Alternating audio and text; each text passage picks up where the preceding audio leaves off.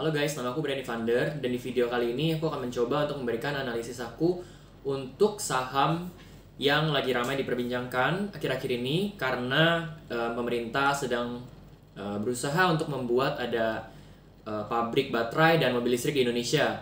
Nah, saham ini sempat naik, sempat turun, ARA, ARB, dan ini bikin teman-teman yang ada di sini juga mungkin deg-degan juga main punya saham ini gitu ya, rasanya kayak naik roller coaster. Nah, mungkin saya harapkan dengan video kali ini teman-teman bisa belajar sesuatu dan mungkin bisa melihat secara fundamental gimana sih harga saham Antam ini dan kedepannya prospeknya seperti apa.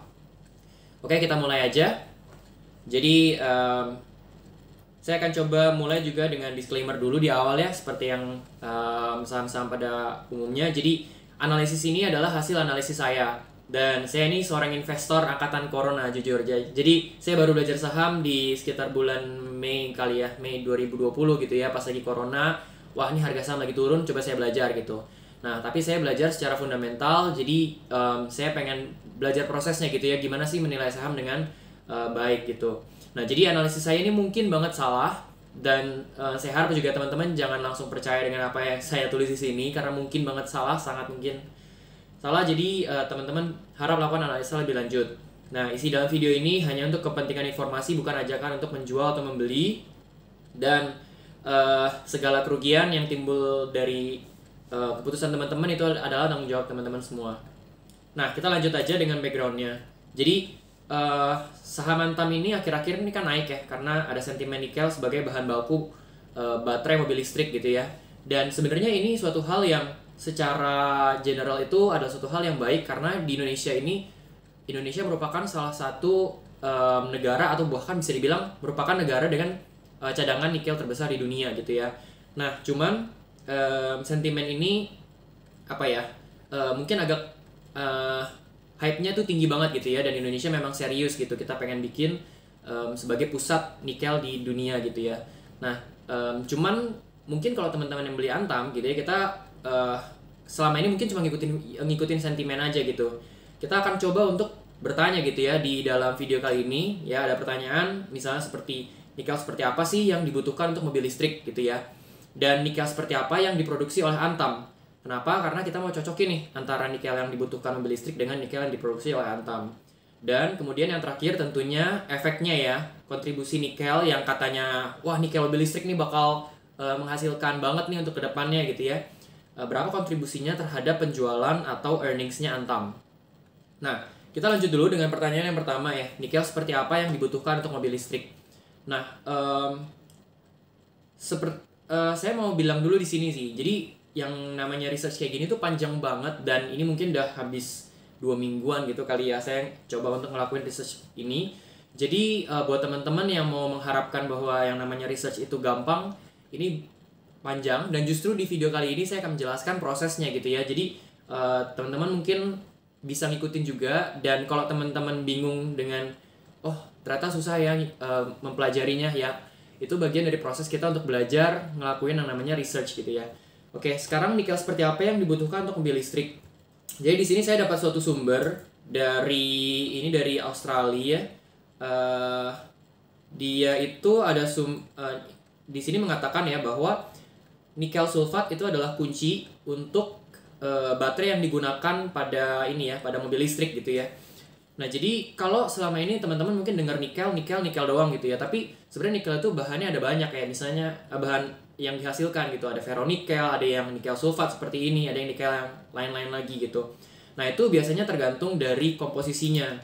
Jadi di sini bisa dilihat nikel sulfat cuma bisa diproduksi oleh nikel kelas 1 atau nikel yang kemurniannya itu mendekati 99% atau lebih. Nah, jadi kalau yang ferronikel itu konsentrasinya kira-kira 20-an% gitu ya. Aku coba googling. Jadi masih jauh gitu ya dari kemampuan untuk memproduksi sampai ke nikel sulfat. Nah, jadi gimana dong kita perlu ngebedain dulu nih antara nikel sulfat sama yang tadi kan ferronikel, itu beda, dua produk yang berbeda. Nah, gimana cara kita bisa dapetin si nikel sulfat ini nih yang katanya konsentrasinya bisa sampai 99%. Nah, di sini sebenarnya dijelasin bahwa salah satu caranya ya untuk menghasilkan nikel sulfat itu adalah dengan proses HPAL nih, High Pressure Acid Leach or HPAL gitu ya. Jadi ini adalah suatu proses yang digunakan untuk mengolah tadi nikel yang bagus gitu ya, nikel yang kelas 1 menjadi nikel sulfat. Nah, dari sini jadi kita setidaknya dapat gambaran bahwa nikel yang dibutuhkan adalah nikel sulfat. Nah, terus kemudian sekarang kita bertanya ke pertanyaan selanjutnya nih. Sebenarnya nikel seperti apa yang diproduksi oleh Antam? Terus berapa kapasitas dan kontribusinya?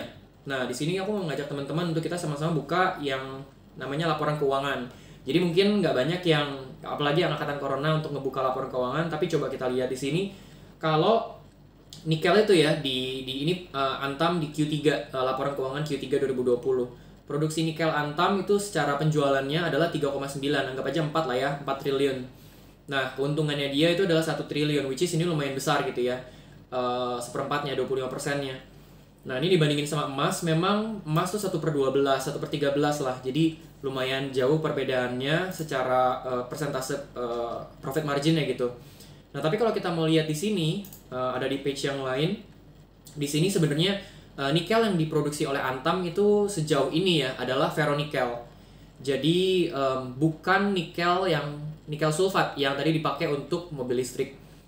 Nah, kemudian ada juga informasi di sini bahwa si Antam ini melakukan ekspansi si pabrik ferronikelnya. Jadi Antam melakukan penambahan pabrik ferronikel di Halmahera Timur. Gitu, dan ada juga informasi yang mungkin saya mau kasih tahu di sini. Harga dari ferronikel tadi itu dari Antam menggunakan asumsi 14.000 lah, sekitar 14 ribuan US dollar per ton dari ferronikelnya. Oke, nah dari sini kalau kita mau ngelihat ya, balik ke tadi gitu ya, berapa kapasitas dan kontribusinya.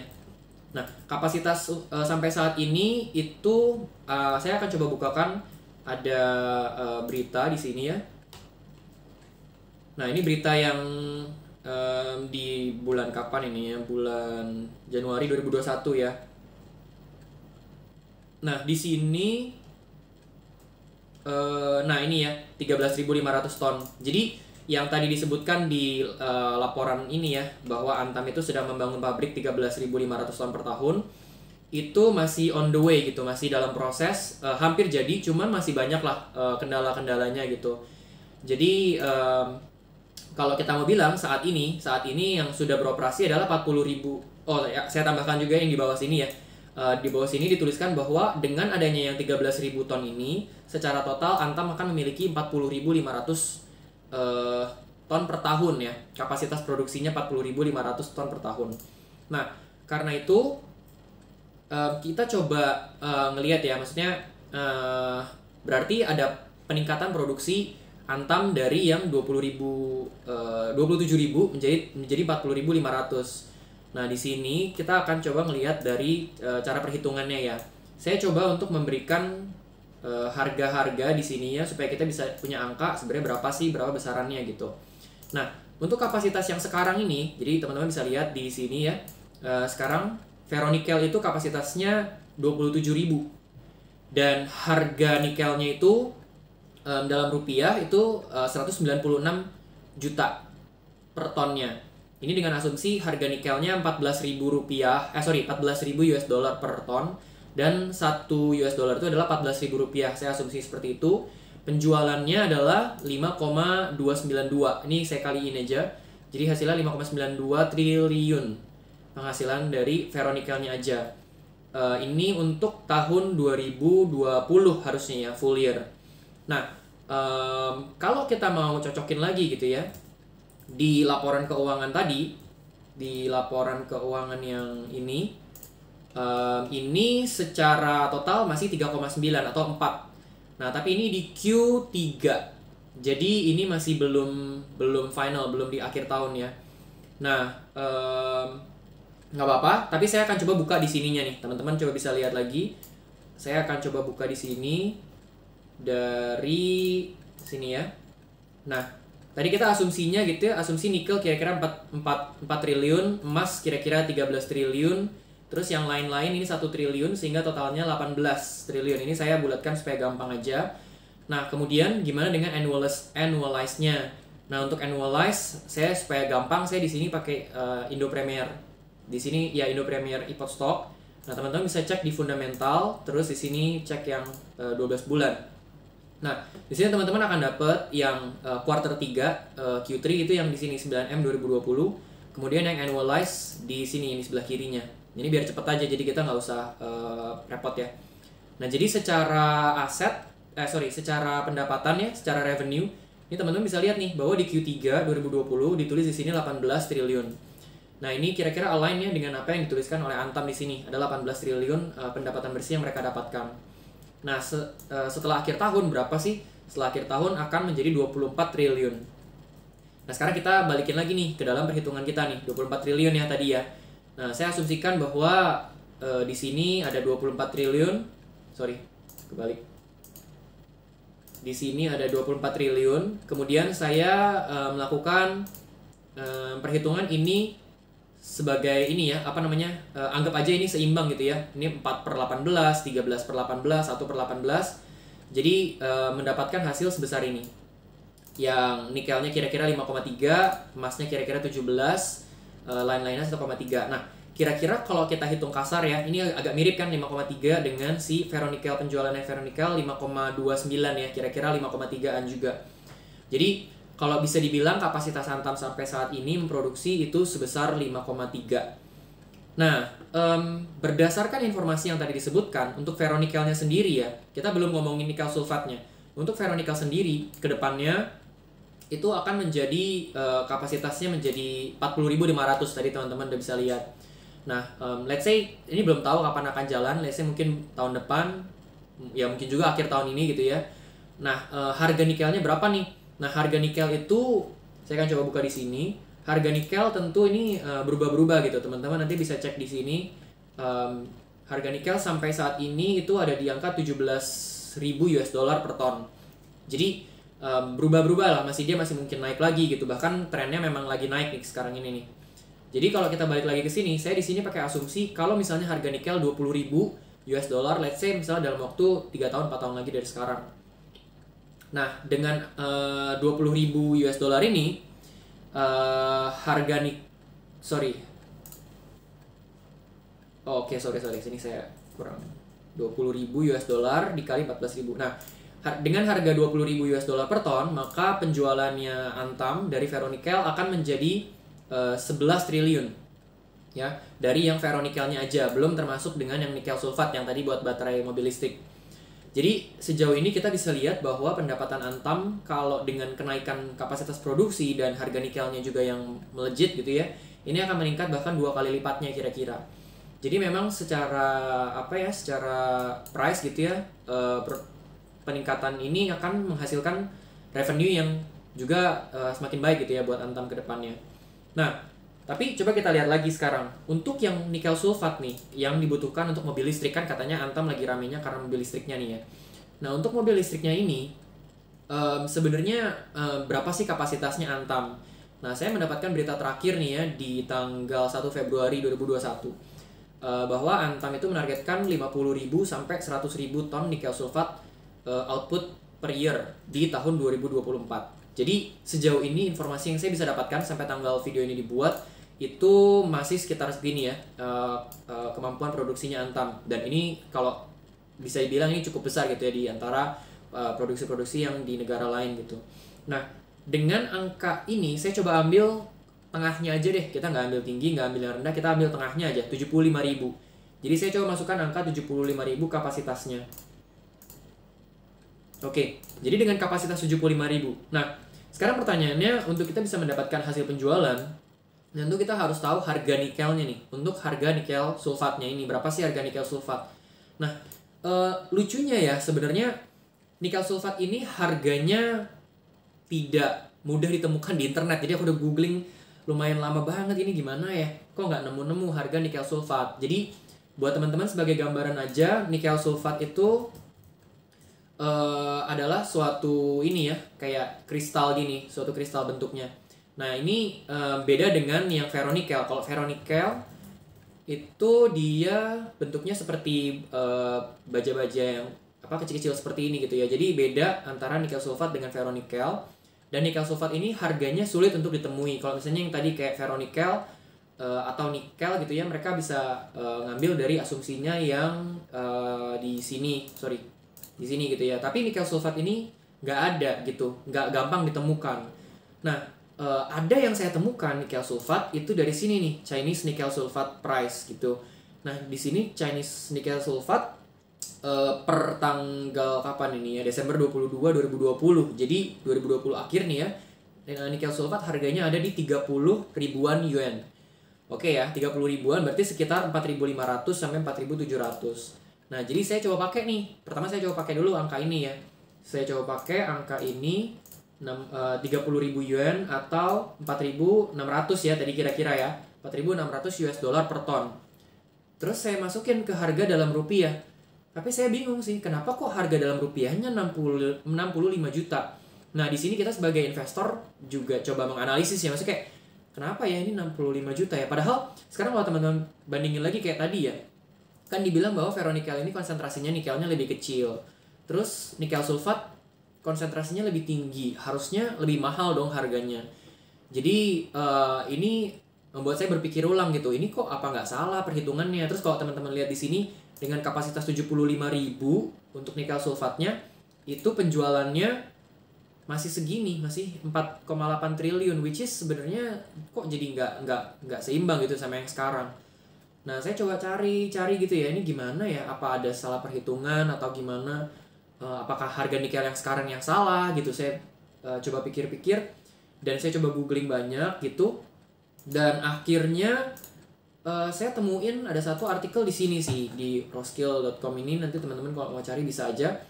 Jadi kalau di sini teman-teman lihat ya, dia menggambarkan ya, di sini ada grafiknya, teman-teman bisa lihat ya. Grafiknya itu kalau yang hijau ini adalah harga nikel yang LME nikel yang tadi di sini nih, di London Metal Exchange. Ini tuh harganya ya kira-kira ada di 17.000, 18.000 gitu ya. Nah, pas lagi di sini, ini laporan Januari 2017 sampai Agustus 2020 nih, Juli ya, Agustus 2020. Ini harganya mungkin di sekitar 14.000, 15.000-an kali ya kalau kita lihat dari gambar yang hijaunya ini nih.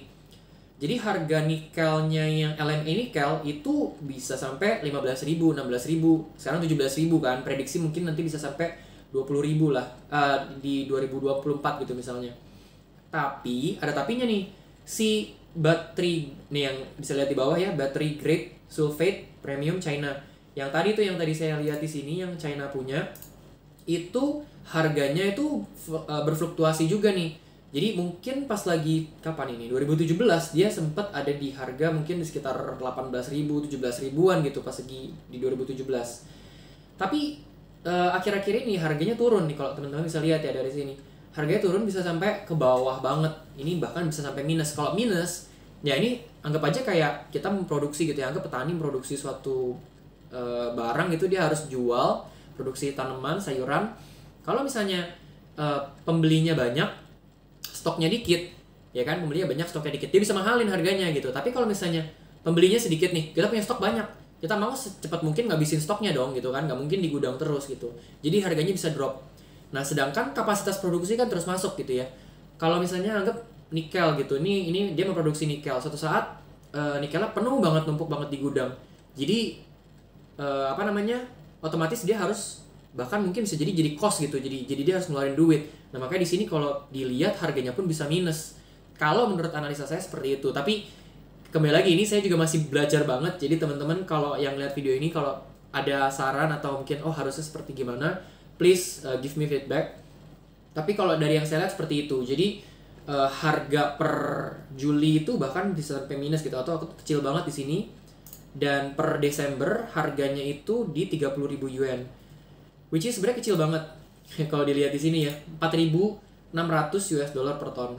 Dibandingin sama 14.000 yang harga nikel saat ini gitu. Jadi ini jauh banget. Nah, tapi gimana ya, maksudnya secara data yang kita punya sejauh ini, dan saya nggak tahu juga ya, maksudnya kedepannya akan naik atau enggak. Cuman saya coba kayak berdasarkan logika aja. Kalau misalnya harga nikel nikel yang ferronikelnya aja, nikel yang tadi 99%, sebenarnya ferronikel 20% sih, tapi si Antam ini, oke saya balik lagi sedikit, Antam itu menggunakan asumsi ya. Jadi di sini sebenarnya untuk ferronikel itu harganya ferronikel pasti lebih rendah kalau menurut saya ya, karena ferronikel nggak 100% nikel murni atau nggak 99%, ferronikel lebih kecil. Nah, tapi si Antam itu menggunakan pada tanggal pelaporan harga penjualan ferronikel sementara disesuaikan dengan harga LME nikel perkiraan terakhir. Jadi nanti akan disesuaikan gitu. Nah, jadi di sini harganya Antam masih subject to change, masih mungkin terjadi perubahan. Oke. Nah, sampai mana ya tadi ya? Oke, jadi kalau kita pikir gitu ya, paling enggak harganya nikel sulfat itu sama dengan harganya nikel yang di LME.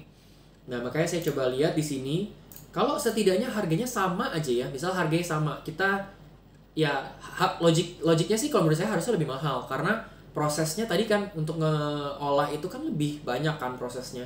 Jadi logikanya harusnya lebih mahal lagi dari segini. Tapi asumsi kita punya angka yang sama gitu, harga antara sulfat yang nikel sulfat yang di sini dengan ferronikel yang di sini. Maka dengan harga yang sama itu dari nikel sulfatnya aja Antam bisa mendapatkan penjualan 21 triliun di tahun 2024. Nah, oke, jadi kira-kira kegambar ya di sini ya bahwa produksinya Antam itu yang sejauh ini masih ferronikel, tapi kalau untuk yang baterai mobil listrik itu adalah nikel sulfat.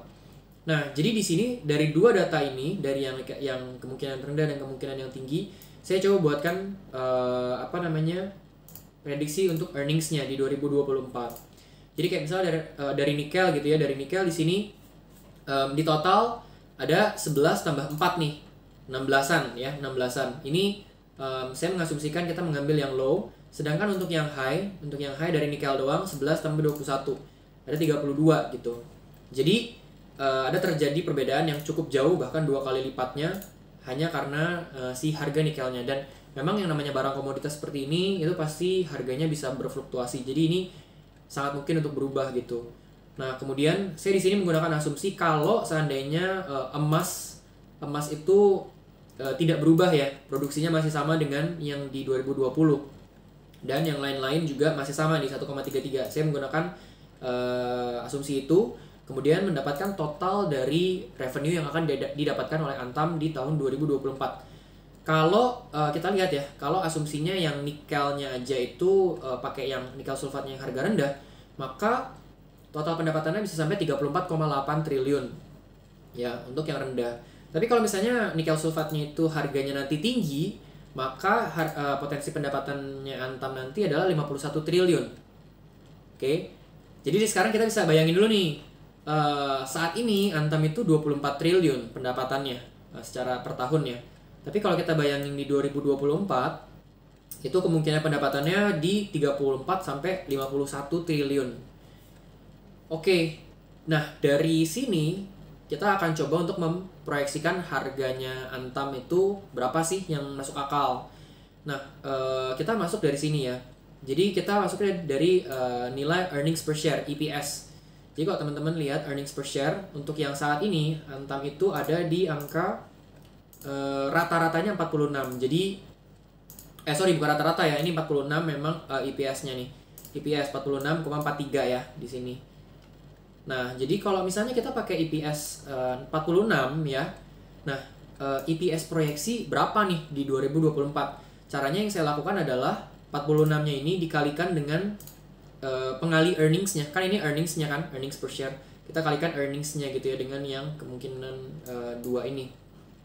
Jadi misalnya yang ini ya, yang low, kemungkinan yang kalau dia naik ini low adalah 66,9. Jadi dari 46 naik ke 66,9, atau kemungkinan yang kedua adalah dari 46 ini naik ke 97. Ya. Jadi kita bisa dapat nih kira-kira oke, EPS-nya nanti ada di sana. Nah, sekarang price to earnings nih. Price to earnings-nya berapa nih yang wajar? Nah, kalau kita lihat secara historis ya, Antam itu dari 50, ini kan yang annualized hari ini quarter 3 ini lagi tinggi banget nih, 66 ya.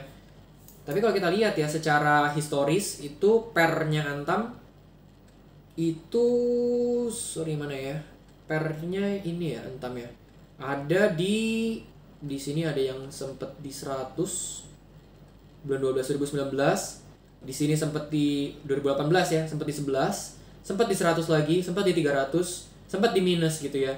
Jadi ini bergantung banget sama earningsnya Antam. Nah, karena harganya antara 100, 111, 100, 300, terus ada juga yang minus gitu ya. Di rata-rata itu kira-kira ada di, kita di sini pakai asumsi ada di angka 40-an. Jadi anggap kita price to earnings ratio-nya dia adalah 40-an. Nah, ini memang ya bisa berubah kalau misalnya nanti harganya naik gitu. Tapi let's say kita ada di price to earnings-nya 40-an. Nah, berapa sih harga wajarnya Antam? Nah, harga wajarnya Antam kalau dengan pendapatan seperti ini ya, yang low aja ya, ini harga wajarnya ada di 2.600.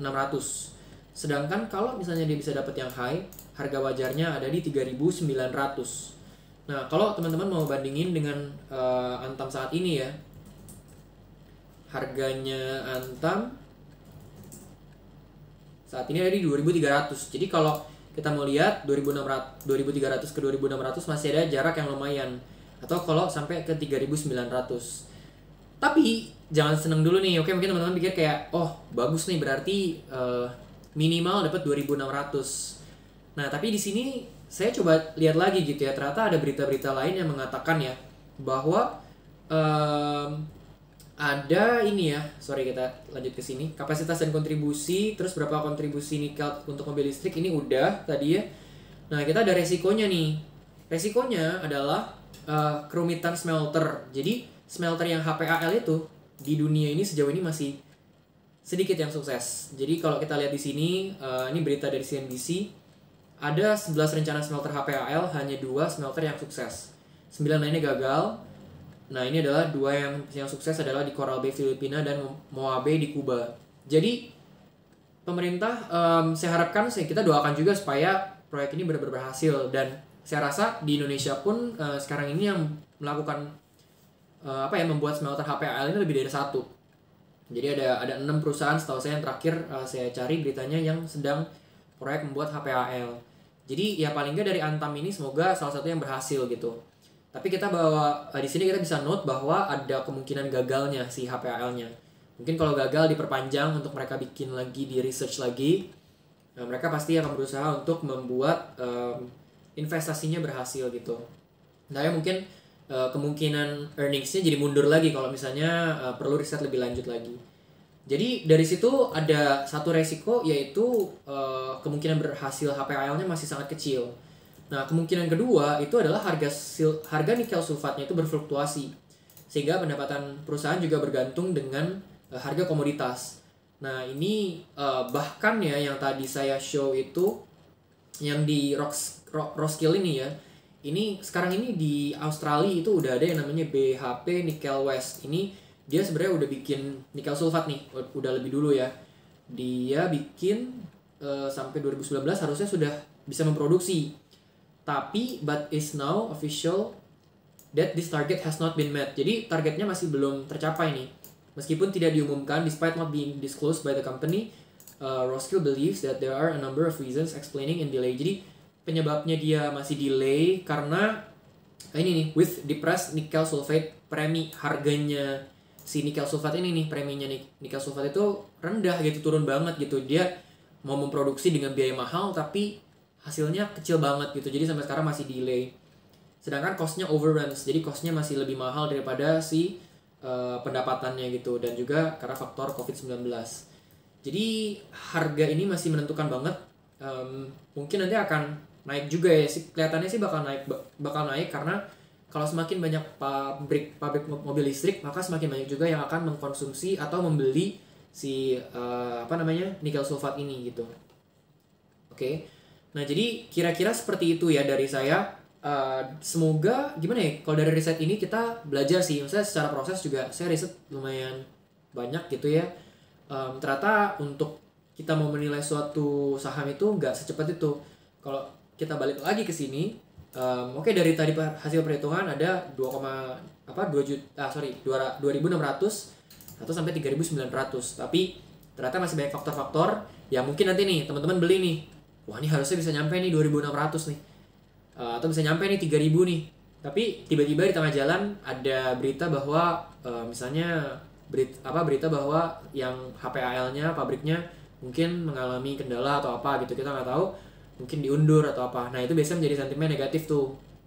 Jadi paling nggak di sini saya belajar sih, maksudnya saya belajar gimana caranya untuk mengevaluasi si harga saham ini, saham Antam, dan ya ini adalah hasil yang saya dapat. Oke, jadi paling sejauh itu sih dari yang saya bisa share hari ini. Saya berharap supaya teman-teman bisa belajar sesuatu dari apa yang saya share ini. Dan harapan saya adalah buat teman-teman yang angkatan corona kayak saya ini, kita sama-sama belajar dan bahkan membuktikan kalau bisa kita juga berhasil gitu. Kita juga bisa seperti investor-investor yang lainnya yang juga bisa milih saham dengan baik, bukan karena ikut-ikutan sana sini atau yang lagi rame dibeli. Oh ya udah, hype-nya lagi rame, kita beli-beli aja, tapi kita ikut belajar untuk menilai suatu perusahaan sih. Nah, paling itu aja dari saya. Semoga teman-teman bisa dapat sesuatu hari ini, bisa belajar sesuatu. Semoga apa yang saya share ini bisa bermanfaat, dan semoga teman-teman juga bisa membuat keputusan melakukan investasi dengan baik. Akhir kata ya saya mau bilang terima kasih, dan buat teman-teman yang suka dengan video ini silakan share atau like atau subscribe atau bahkan komen di bawah ini. Kalau seandainya review saya masih kurang atau masih ada yang salah perhitungan, mohon maaf, dan bahkan saya minta feedbacknya. Saya pengen belajar juga gitu, apa yang saya harus perbaiki dari cara perhitungannya atau dari cara saya menganalisanya. Sekian dulu mungkin dari saya ya. Buat teman-teman yang mau follow juga bisa follow di IG saya @brandyfunder. Kalau mau say hi juga feel free, dan bahkan saya senang banget untuk bisa ketemu dengan teman-teman baru. Oke, see you again guys.